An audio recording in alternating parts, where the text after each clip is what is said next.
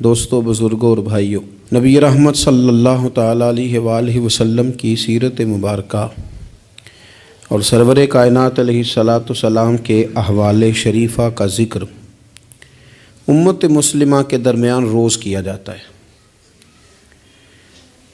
جن لوگوں نے بھوک نہ دیکھی ہو انہیں کھانے کی قدر نہیں ہوتی،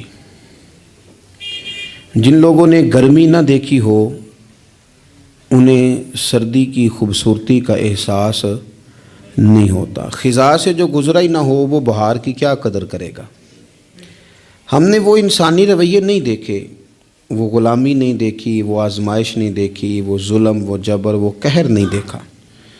اس لیے ہمارے درمیان جب نبی پاک صلی اللہ علیہ وسلم کی سیرت مبارکہ کی بات ہوتی ہے تو وہ خاص توجہ جو کسی مسلمان کو کرنی چاہیے وہ بعض اوقات محسوس ہوتا ہے الا ماشاءاللہ کہ وہ توجہ نہیں کی گئی۔ آپ اس پر کئی بار غور کریں تو آپ کو اندازہ ہوگا کہ یہ جملہ کہنا کتنا آسان ہے کہ بندہ بیچ دیا جاتا تھا اور اسے خرید لیا جاتا تھا۔ کسی کا گھر بکے تو وہ کتنی تکلیف میں آتا ہے، اور اگر وہ خود بکے تو کہنا کتنا آسان ہے، لیکن اس درد کو ہم محسوس نہیں کر پاتے۔ یہ کہنا کتنا آسان ہے کہ بیٹی دفن کر دی جاتی تھی،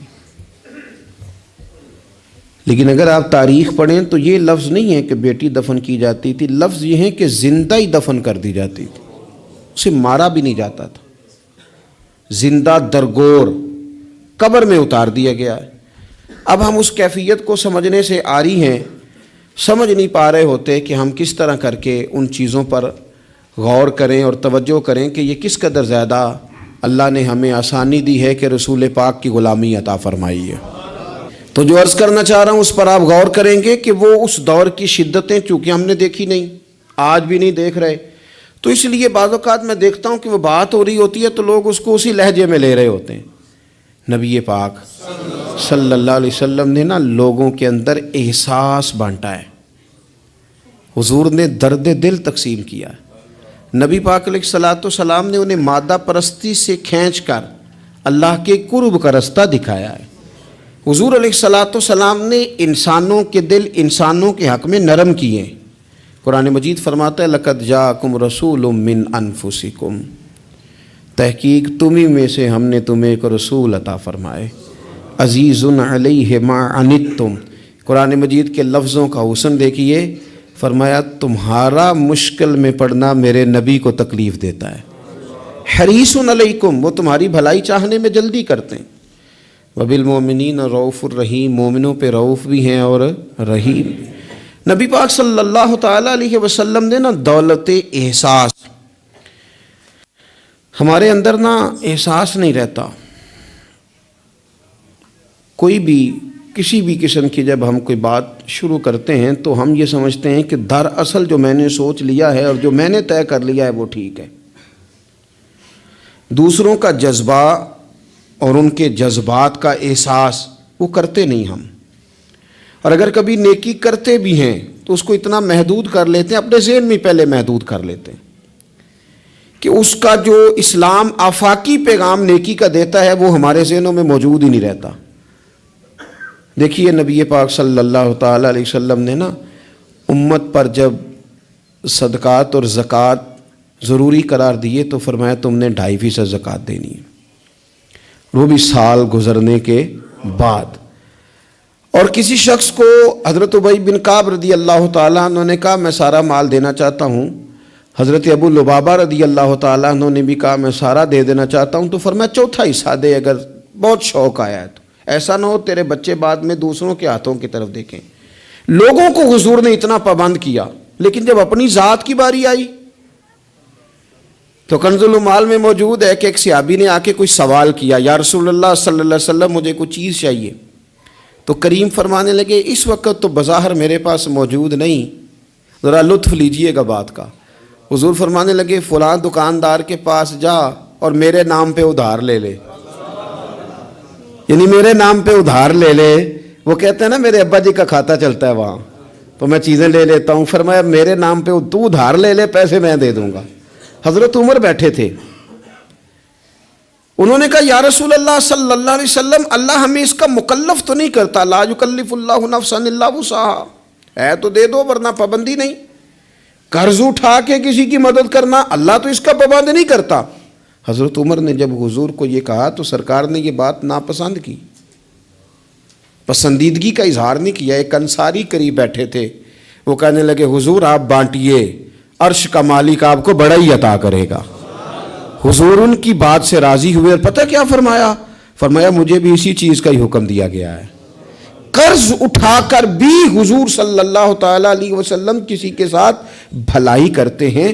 احساسات جب اس حد تک ہم نے پتہ کیا سمجھ لیا ہے کہ میرے ذمے میرے بچوں کے اخراجات ہیں، میرے بہن بھائیوں کے ہیں، اس کے علاوہ میری گلی میں، میرے محلے میں، میرے دوستوں میں، میرے رشتہ داروں میں کوئی بچہ کتنا بھی لائق ہو، پڑھے نہ پڑھے مجھے غرض نہیں، اسکول جائے نہ جائے مجھے غرض نہیں، کوئی اس کا کسی قسم کا بھی مستقبل بنے نہ بنے مجھے کیا لگے۔ اور بڑے شاپنگ مال سے جب لوگ شاپنگ کر کے باہر نکلتے ہیں اور پھر دروازے پر وہ باہر آتے ہیں جب، تو ان کی کار کے گرد جب چھوٹے چھوٹے لوگ، چھوٹے چھوٹے بچے خیرات مانگنے کے لیے آگے بڑھتے ہیں، تو پھر وہ ڈھونڈ رہے ہوتے ہیں کہ کہیں نوٹ کھلا ہوا ملے 5-10 کا، تو وہ ہم اس کو تھمائیں گے اور کہیں گے کہ دیکھا میں نے کتنی سخاوت کی، اور وہ بھی اگر ہو تو، ورنہ جھڑک کے گزر جائیں گے۔ وہ احساسات جو آپ کے اپنے بچے کے لیے ہیں، وہ جذبات جو آپ نے اپنے سینے میں اپنے بیٹے کے لیے چھپائے ہوئے ہیں، آپ تو رحمت للعالمین نبی کے ماننے والے ہیں، آپ کس طرح ایک دائرے میں اپنے آپ کو بند کر کے بیٹھ گئے اور دوسروں کے بارے میں آپ نے وہ بات کی نہیں، وہ ذوق پیدا ہی نہیں کیا۔ بڑے درد سے کہتا ہوں، جب ہم کسی کے بچے کا عیب بیان کر رہے ہوتے ہیں تو دل پہ ہاتھ رکھ کے ایک دفعہ سوچنا چاہیے کہ اگر یہ بات میرے بچے کی ہوتی تو میں یوں ہی بیان کرتا، یہی لہجہ ہوتا میرا اس بات کو گفتگو کرنے کا جو میں کسی کے بارے میں اپنے گھر میں کر رہا ہوں، اور میں کہہ رہا ہوں کہ معاذ اللہ اس کے ابے نے حلال نہیں کما کے کھلایا اور اس کی اماں نے تربیت ٹھیک نہیں کی، تو یہ لوگ اس طرح کے، یہ کیا انداز میں اپنے گھر میں اختیار کرتا ہوں؟ تو میرے نبی پاک صلی اللہ تعالیٰ علیہ وسلم نے تو کہا ہے مومن ہوتا ہی وہ ہے جو اپنے لیے پسند کرتا ہے وہی بھائی کے لیے بھی پسند کرتا ہے۔ کئی دفعہ میرا بچہ لائق نہیں ہوتا پر میری بہن کا لائق ہوتا ہے، لیکن میرے پاس وسائل ہیں اس کے پاس نہیں ہے، کیوں نہیں میں اسے اپنا بچہ سمجھ لیتا؟ کیوں نہیں میں کہتا کہ چلو میں اپنی کچھ چیزیں وہاں صرف کر دوں اور وہی آگے نکل جائے؟ نبی پاک صلی اللہ علیہ وسلم کی سوچ کیا ہے؟ بخاری مسلم میں حدیث موجود ہے، حضرت خالد بن سعید بن عاص رضی اللہ تعالیٰ عنہ کی ایک بیٹی ہیں، چھوٹی سی بڑی پیاری، نام ہے ام خالد رضی اللہ تعالیٰ عنہ۔ حضور کے پاس نہ کہیں سے کچھ کپڑے آئے، چادریں آئیں، بڑے پیارے کپڑے تھے، حضور نے صحابہ میں بانٹے۔ ان میں ایک شال تھی، چادر تھی، اس پہ خوبصورت رنگوں کی کڑھائی ہوئی تھی۔ تو وہ چادر جب نکلی تو لوگوں کو بڑی بھلی لگی، تو حضور نے فرمایا تمہارا کیا خیال ہے میں کسے دوں گا؟ تو صحابہ چپ کر گئے، بھائی ہم کیسے بتا سکتے ہیں کہ محبوب کی چاہت کیا ہے؟ حضور نے تجسس بڑھانے کے لیے کہا کہ تمہارا کیا خیال ہے میں کسے دوں گا؟ لوگ خاموش ہو گئے، تو فرمایا جاؤ کوئی ام خالد کو بلا کے لاؤ۔ ان کے نہ والد وہاں موجود تھے، نہ چچا موجود تھے، نہ خاندان کا کوئی لوگ موجود تھا۔ فرمایا اس بچی کو بلا کے لاؤ۔ بچی بڑی پیاری تھی، اکثر آتی تھی، تو حضور کی پشت پر نہ مہر نبوت تھی، تو اس کے ساتھ کھیلتی تھیں، تو ان کے والد منع کرتے تھے یہ کیا کرتی ہو؟ تو حضور فرماتے تھے آپ چپ کریں، بچی جو کرتی ہے اسے کرنے دیں، اسے بلا کے لاؤ اس بچی کو۔ ان کے والد کو لوگوں نے جا کے کہا تیری بیٹی کو حضور یاد کر رہے ہیں، تو اپنی بیٹی کو گود میں اٹھا کے حضور کے پاس لائے۔ حضور وہ چادر گھر بھی بھیج سکتے تھے، پر حضور نے نا وہ بچی کو چادر اڑائی اور کہا ہاذا ثنا یا ام خالد ہاذا ثنا، کہا ام خالد دیکھو پیاری کتنی لگ رہی ہے بیٹا، اور تجھ پر جچ بھی کتنی رہی ہے، سونی کتنی لگ رہی ہے، اور تمہیں پیاری بڑی لگ رہی ہے۔ حضور نے وہ تحفہ دیا۔ پھر ایک موقع پر ایک اور تحفہ حضرت ام خالد کو دیا، اور وہ تحفہ دے کے حضور فرمانے لگے بیٹا اسے پہننا اور پھر پہننا اور پھر پہننا اور بار بار پہننا، اللہ تمہیں لمبی عمر دے اور اسے پہن کے پرانا کرنا۔ حضرت ام خالد صحابیات میں سب سے بعد میں ان کا انتقال ہوا ہے، 90 سال کے قریب عمر ہو گئی تھی، پر کہتی تھی میں نے مدینے والے کا تحفہ آج بھی سنبھال کے رکھا ہوا ہے۔ کیوں کہ حضور صلی اللہ علیہ وسلم کے جذبات اگر حضرت حسنین کے لیے ہیں، اگر اپنے عظیم عالی شان عظمتوں شانوں والے نواسوں کے لیے ہیں.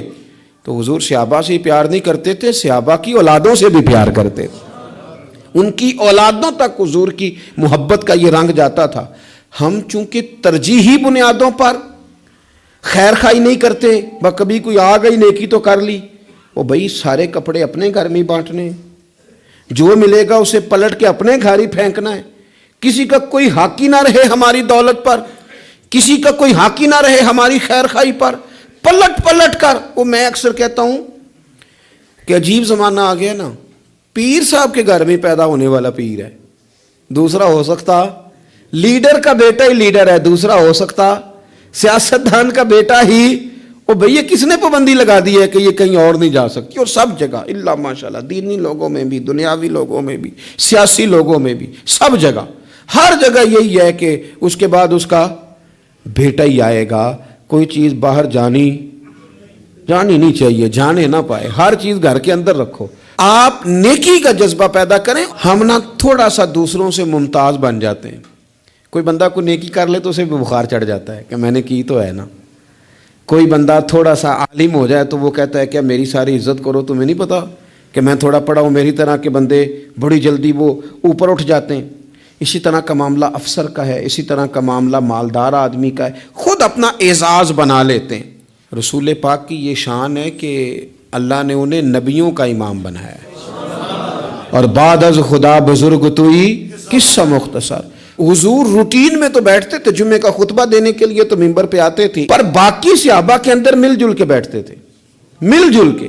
ایک جہاد تھا, صحابہ کہتے ہیں واپس آ رہے تھے تو رستے میں رکے, کھانا کھانے کا ارادہ بنا تو ظاہر ہے کھانے ہوٹلوں سے تو ملتے نہیں تھے, پکانے ہی پڑتے تھے. تو کھانے کی تیاری ہونے لگی تو کچھ لوگوں نے کہا کہ ہم گوشت صاف کرتے ہیں, گوشت بناتے ہیں. کچھ نے کہا کہ برتن میں صاف کر کے اہتمام کرتا ہوں. کسی نے کہا کہ میں بعد میں بانٹنے کا تقسیم کرنے کی ڈیوٹی لیتا ہوں. سب ڈیوٹیاں لے رہے تھے تو حضور بھی بولے, فرمایا تم نے اپنے اپنے ذمے کام لے لیے ہیں, میں اس طرح کروں گا لکڑیاں اکٹھی کر کے لاؤں گا تاکہ آگ جلا کے روٹی پکائی جا سکے. صحابہ کہنے لگے فدا کا روحی و قلبی, سونے دل بھی قربان, جان بھی قربان, فدا کا ابی و امی, ماں بھی قربان, باپ بھی قربان, ہم جو حاضر ہیں یہ کام کرنے کے لیے. تو حضور نے فرمایا میں تم سے ممتاز نہیں ہونا چاہتا, مل جل کے رہنا چاہتا ہوں تمہارے بیچ. آپ جب لوگوں کے بیچ وقت گزارتے ہیں تو تبھی تو ان کے دکھ سکھ کا آپ کو پتہ چلتا ہے. اور جب آپ اپنا لیول ہائی کر کے اوپر اٹھ جاتے ہیں تو پھر آپ کو کیسے پتہ چلے گا کہ عام آدمی کس تکلیف میں مبتلا ہے.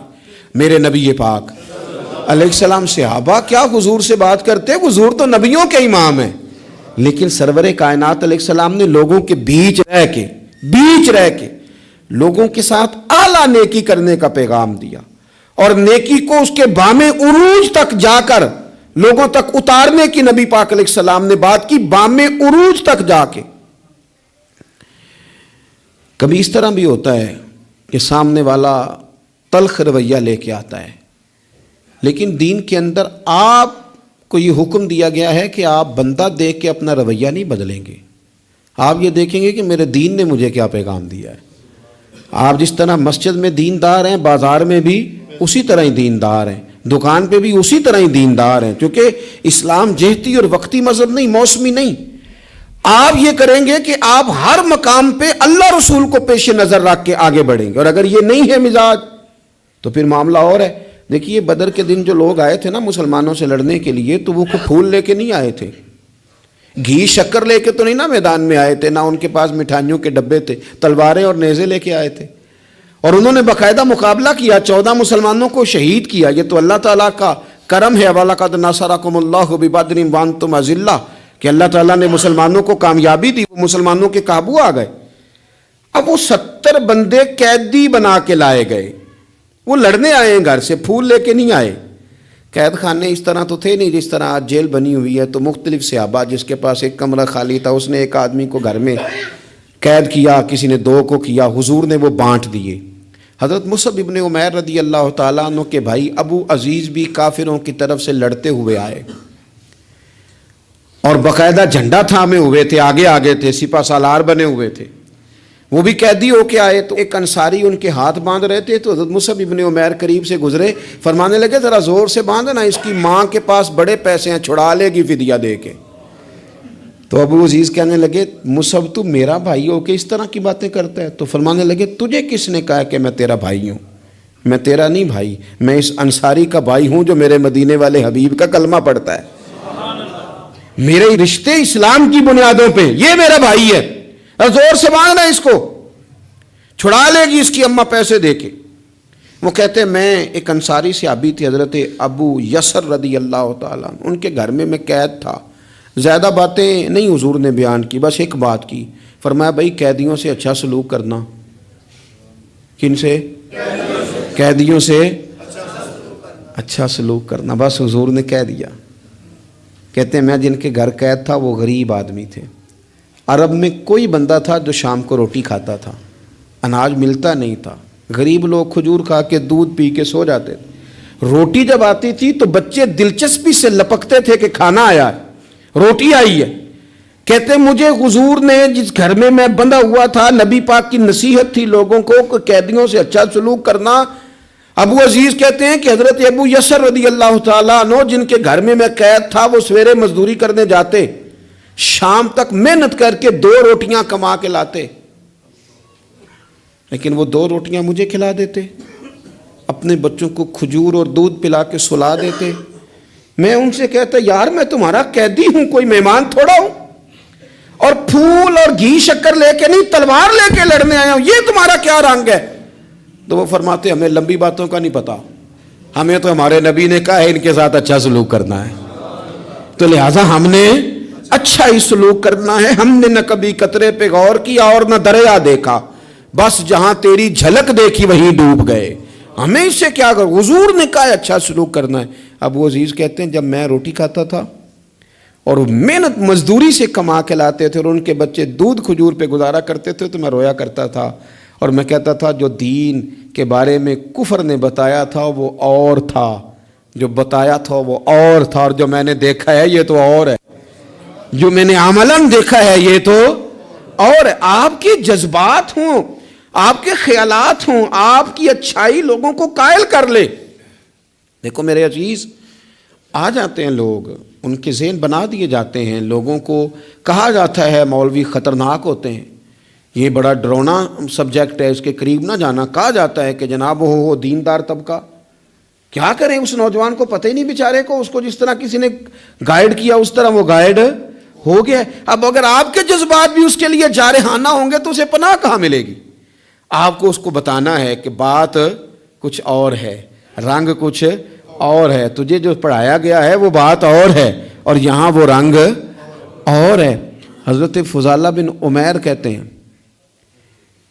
کہ میں بھی فتح مکہ کے موقع پہ نا اپنی تلوار کو، اپنے خنجر کو تیار کر کے اور بغل میں دبا کے اور چادر اوڑھ کے گیا تھا کعبے کا طواف کرنے کہ حضور میرے قریب سے گزریں گے تو معاذ اللہ شہید کر دوں گا، لیکن اللہ نے تو غیب کے خزانوں کی کنجیاں دی ہیں نا اپنے نبی پاک کو، میں شہید کر دوں گا۔ کہتے میرے ہاتھ میں خنجر تھا، بغل میں تلوار تھی، خیال تھا طواف کرتے کرتے سارے لوگ مسجد آتے ہیں، پر یہ ضروری تو نہیں سارے اچھی نیت سے ہی آئیں، کچھ اور نیتیں لے کے بھی آتے ہیں، اپنے اپنے ارادوں سے بھی آتے ہیں۔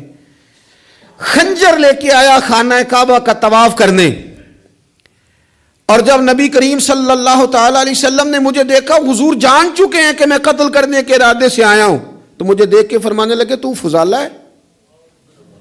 میں نے کہا یا رسول اللہ فضالہ ہوں، تو فرمایا بول نہ جو دل میں چھپا کے آیا ہے۔ خیال آیا مسلمان نیک و بد پہچان جاتے ہیں، محمد آدمی کے دل کی باتیں جان جاتے ہیں صلی اللہ تعالی علیہ وسلم۔ کر نہ جدھر تو آیا ہے، تو فضالہ کہنے لگے حضور کچھ بھی نہیں، میں تو اللہ کا ذکر کر رہا ہوں۔ تو حضور فرمانے لگے چل پھر استغفار ہی کر لے۔ گویا حضور نے یہ نہیں کہا تو جھوٹ بول رہا ہے، بات اس طرح کی کہ تو استغفار پڑھ لے، پھر اپنی پچھلی بات سے توبہ کر لے۔ فضالہ کہتے ہیں یہ کہتے کہتے حضور نے دست کرم اٹھایا اور اپنا مقدس ہاتھ میرے سینے پہ پھیرا، سارا کفر، سارا نفاق، سارا شرک نکل گیا، مجھے کائنات میں سب سے پیارا چہرہ ہی مدینے والے رسول کا نظر آنے لگا۔ قدموں پہ آ گیا، میں غلام بن گیا نبی پاک کا۔ وہاں سے واپس آ رہا تھا تو ایک عورت تھی جس سے میرے شناسائی تھی، تعلقات تھے، میں کبھی اس سے ملتا تھا، میں گزر رہا تھا تو اس نے مجھے بلایا، میں نے توجہ ہی کوئی نہیں کی۔ پھر کہنے لگی تو وہی فضالہ نہیں؟ میں نے کہا نہیں میں وہ نہیں، اب میں مدینے والے کا غلام بن گیا ہوں، اب میری نگاہوں میں جچتا نہیں کوئی، جیسے میرے محبوب ہیں ایسا نہیں کوئی۔ میرے رسول پاک صلی اللہ تعالی علیہ وسلم نا سامنے والے کے بارے میں رویہ دیکھیں نا، آپ ایک بات کو سمجھ لیں، اگر آپ اس کو سمجھ لیتے ہیں نا، اس میں تھوڑی سی نا وسعت آ جاتی ہے چیزوں میں۔ بڑی سخت بات بھی کو بندہ آپ کے ساتھ کر رہا ہے تو اگر آپ ایک بردبار آدمی ہیں اور آپ کوئی فضل والے ہیں تو پھر مجھے ایک دوست نے کہا، ایک صاحب جمعہ پڑھنے آتے تھے، وہ آج کل نہیں آ رہے، تو اس کے جواب میں کئی دلائل ہو سکتے تھے، وہ بڑا مصروف ہو گیا ہے، وہ بس اسی طرح کا ہے، بے وفا نکل آیا ہے۔ تو میں نے ان سے کہا یار ہم کو اتنے بڑے لوگ ہیں کہ روز ہی کو یہاں آئے، ٹھیک ہے جب جی چاہا آ گیا، جب نہیں چاہا تو نہ آیا، اس میں کیا کوئی ایسی بات، کوئی مسئلہ نہیں، پھر کیا نہیں آیا تو پھر بھی ٹھیک ہے۔ وہ بندہ دیکھتا ہی رہ گیا میرا چہرہ۔ ایک دفعہ مجھے ایک صاحب نے آ کے کہا کہ فلاں آدمی نے آپ کے بارے میں کوئی ایسی بات کی ہے، تو میں نے ان سے کہا میں اتنا بڑا بندہ ہی نہیں، انہوں نے نہیں کی ہوگی، ان کے پاس اتنا وقت ہی نہیں ہے مجھے ڈسکس کرنے کا، میں چھوٹا آدمی ہوں، وہ مصروف آدمی ہے۔ انہوں نے کہا نہیں انہوں نے کی ہے، اور میں نے کہا نہیں انہوں نے نہیں کی۔ کہنے لگے کی ہے، میں نے اگر کی ہے تو پھر آپ میرے ساتھ ہیں کہ ان کے ساتھ ہیں؟ کہنے لگے جی تو میں آپ کے ساتھ ہوں۔ پھر میں نے کہا اگر آپ میرے ساتھ تھے تو مجھے بتانے نہ آتے، اگر آپ سمجھتے تھے کہ میں ٹھیک ہوں تو پھر میری وکالت کر دیتے۔ آپ تھوڑا نرم رہیں، تھوڑا حوصلہ کریں، چیزوں کو سہنا سیکھیں۔ اگر آپ ہر وقت رد عمل پہ تیار ہیں تو پھر تو آپ کو لوگ کمزور کر دیں گے، بزدل ہو جائیں گے۔ دنیا میں سب سے کمزور وہ بندہ ہوتا ہے جسے چڑھایا جا سکتا ہے، جس بندے کو غصہ دلایا جا سکتا ہے، جو استعمال ہو جاتا ہے وہ کمزور پڑ جاتا ہے۔ کیوں اس طرح کا لہجہ اختیار کریں کہ جس کا دل کرے کوئی نئی بات سنائے اور ہمیں استعمال کر کے گزر جائے؟ کبھی نہیں۔ آپ کا حوصلہ اتنا بڑا ہو، رنگ اتنا بڑا ہو، طبیعت اتنی بڑی ہو۔ میرے حضرت صاحب رحمۃ اللہ علیہ کے پاس ایک صاحب آیا کرتے تھے، مرید بھی ہوئے، بعد میں بگڑ گئے، وہ کسی وجہ سے آنا جانا چھوڑ دیا۔ تو حضرت قبلہ رحمۃ اللہ تعالی علیہ سے لوگوں نے کہا حضور وہ نہیں آتے تو اب وہ گمراہ ہو جائیں گے۔ تو بڑی باتیں بھلی لگتی ہیں، بعض لوگ چوڑے ہو جاتے ہیں۔ تو حضرت صاحب رحمۃ اللہ علیہ فرمانے لگے اب توبہ کرو، کیوں گمراہ ہو جائیں؟ میں کوئی معیار ہدایت ہوں؟ میں کوئی معیار ہوں؟ نبی کو چھوڑ کے بندہ گمراہ ہوتا ہے، رسول کو چھوڑ کے کافر ہوتا ہے، یہ تم نے کیسی عجیب بات کر دی؟ فرمایا دعا کرو جہاں رہے رب اس پہ رحمت ہی فرمائے۔ ہم نہ دائروں میں بند ہو جاتے ہیں، ہم کہتے ہیں صرف جو میرے ساتھ ہے وہ ٹھیک ہے، تو جو باقی اربوں خربوں لوگ ہیں وہ کدھر گئے؟ آپ اپنا دل حوصلہ بڑا کریں، جب آپ کو لوگ غصہ دلانے پہ آ جائیں تو وہ آپ کو استعمال، ان کو پتہ چل جائے گا آپ استعمال کیسے ہوتے ہیں، آپ کس طرح استعمال ہوتے ہیں ان کو سمجھ آ جائے گی۔ میرے رسول پاک صلی اللہ علیہ وسلم نے پیار اس طرح کیا ہے، سیرت اس طرح بانٹی ہے کہ اس میں خیر خائی چھلکتی۔ میں نا اپنے دادا جی سے، اپنے نانا جی سے، پھر اپنے ابا جی سے، پھر اپنے محلے کے بزرگوں سے، پھر اپنے علاقے کے بڑوں سے ایک بات سنتا تھا تو میں کہتا تھا کہیں سے تو یہ آئی ہے نا، یہ ان کی اپنی پیدا کردہ تو نہیں نا۔ سادے لوگ، انگوٹھا چھاپ لوگ، اپنا نام بھی نہیں لکھ سکتے، پر وہ کہتے تھے اے تھی آ گئی ہے بوئے تے، ہن موڑ سکتے؟ سمجھ آ رہی ہے میری بات کی؟ دروازے پہ بیٹی آ گئی ہے، اب کچھ ہو سکتا؟ یعنی کسی پارٹی سے سیاسی جنگ چل رہی ہے، لڑائی پورے عروج پہ ہے، ووٹ نہیں دینے، طے ہو گیا برادری کا فیصلہ، تو وہ الیکشن کے دنوں میں وہ بھی بڑے متحرک ہوتے ہیں، وہ پتہ کر لیتے ہیں بچی کہاں شادی ہوئی ہے، وہاں چلے جاتے ہیں، جا کے فٹافٹ چاچا جی بھی بن جاتے ہیں، بیٹا میں تیرا چاچا ہوں، میں آیا ہوں، ابا کے سامنے میری سفارش کر۔ تو بیٹیاں کئی دفعہ آ جاتی تھیں، تو اب بڑے بوڑھے کیا کہتے تو کہتے تھے بیٹی آ گئی ہے دروازے پہ، وہ کیا کرے؟ میں سوچتا تھا کہ چلو یہ بات انہوں نے پڑھی نہیں، سنی نہیں، انہوں نے سیکھی نہیں، پر یہ کوئی فیض ہے جو سینہ بسینہ آ رہا ہے، کہیں تو یہ چیز تھی جو اس طرح آئی ہے کہ یعنی سمجھدار آدمی ہے، وزادار ہے۔ وہ بیٹی کو کہہ بھی سکتا ہے کہ پتر تو سیانی نہیں، تو سمجھدار نہیں، تو وہاں نہیں جہاں میں ہوں، میں تیرا دادا ہوں، لیکن وہ یہ بات ہی نہیں کرتا، کہتا بیٹی آ گئی ہے۔ تو پھر ایک حدیث پڑھی تو سمجھ آئی کہ نہیں یہ فیض ہے رسول پاک کا، یہ بات نا مدینے کی گلی سے چلی ہے، جو گلی گلی مسلمانوں کے سینے میں جا بسی ہے۔ نبی پاک صلی اللہ تعالی وسلم کی چچا زاد بہن ہے حضرت ام ہانی، حضرت مولا علی شیر خدا رضی اللہ تعالیٰ عنہ کی سگی بہن، جن کے گھر سے حضور معراج کرنے گئے تھے۔ انہوں نے کلمہ فتح مکہ کے دن پڑھا ہے جناب ام ہانی نے، کلمہ فتح مکہ والے دن پڑھا ہے، لیکن ساری زندگی ان کے سامنے کوئی حضور کے خلاف معاذ اللہ بات نہیں کر سکا، کرنے نہیں دیتی تھی۔ لوگ کہتے تھے تو کلمہ نہیں پڑھتی، کہتے وہ میرا اور میرے نبی کا معاملہ ہے، پر تم حضور کے بارے میں بات کرو، میرے بھائی کے بارے میں تمہیں کرنے دیتی ہوں، سوال ہی نہیں پیدا ہوتا۔ ان کے شوہر بھی مسلمان نہیں ہوئے، فتح مکہ والے دن بھاگ گئے۔ ان کے رشتے میں کچھ دیور تھے سسرال کے رشتوں میں سے، وہ تو اتنے سخت کافر تھے، اسلام کے دشمن تھے، لیکن حضور جب فتح مکہ پہ گئے تو بڑے بڑے لوگوں نے دعوت دی، پر حضور ان کے گھر میں گئے، نفل بھی وہیں پڑے، روٹی بھی وہیں کھائی، وہاں رہے۔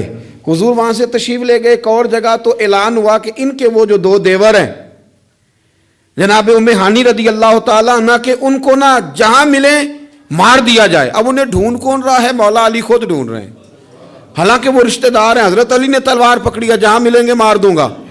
جناب ام ہانی نے نا اپنے وہ دونوں دیور تلاش کیے، ڈھونڈ کے لائیں، لا کے کمرے میں بند کر کے باہر سے دروازہ بند کیا اور سیدھی حضور کے پاس چلی گئی، کہنے لگی علی انہیں ڈھونڈ رہے ہیں، یہ پیغام آیا ہے ان کے لیے، یہ اعلان کر دیا گیا ہے۔ حضور نے فرمایا ام ہانی تو بات کر، تو کہنے لگی حضور پھر میں نے انہیں پناہ دے دی ہے۔